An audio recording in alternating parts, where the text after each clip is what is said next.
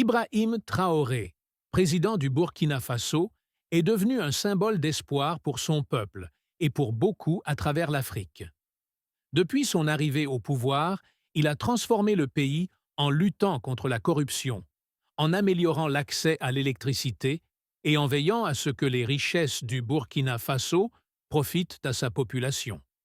Les rues de Ouagadougou, la capitale, vibrent d'une nouvelle énergie, portée par la confiance retrouvée du peuple. Cependant, son ascension a suscité la peur chez certains dirigeants africains, comme Alassane Ouattara de Côte d'Ivoire et Bola Tinubu du Nigeria, qui craignent que son exemple inspire des révoltes dans leur pays. Ces leaders, souvent liés à des intérêts étrangers, voyaient en Traoré une menace à leur pouvoir. L'Union africaine, UA, censée représenter l'unité du continent, s'est également retournée contre lui. Elle l'a exclu de son sommet annuel, le qualifiant de « dictateur dangereux », une accusation soutenue par Ouattara et Tinubu, qui redoutent un changement du statu quo. Le peuple burkinabé, indigné par cette attaque, a vu dans la position de l'UA une tentative de protéger un système corrompu. Traoré, loin de se laisser intimider, a publiquement dénoncé l'UA, affirmant qu'il servait son peuple et non les intérêts de politiciens vendus à l'Occident. Dans un discours enflammé, il a déclaré « L'UA ne me dira pas comment diriger mon pays.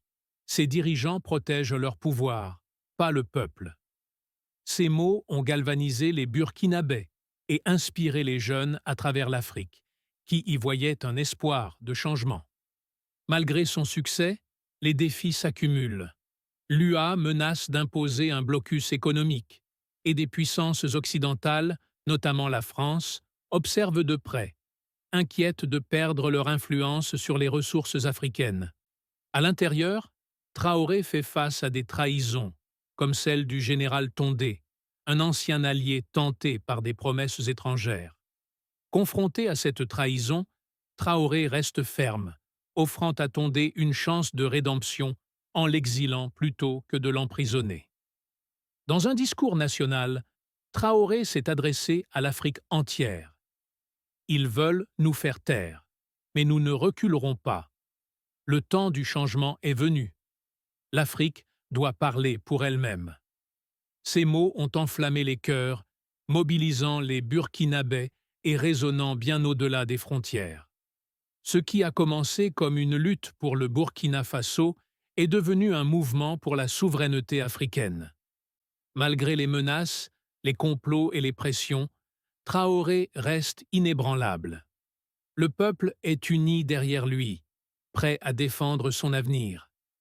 La révolution qu'il a lancée ne concerne plus seulement son pays, mais tout un continent en quête de dignité et de liberté.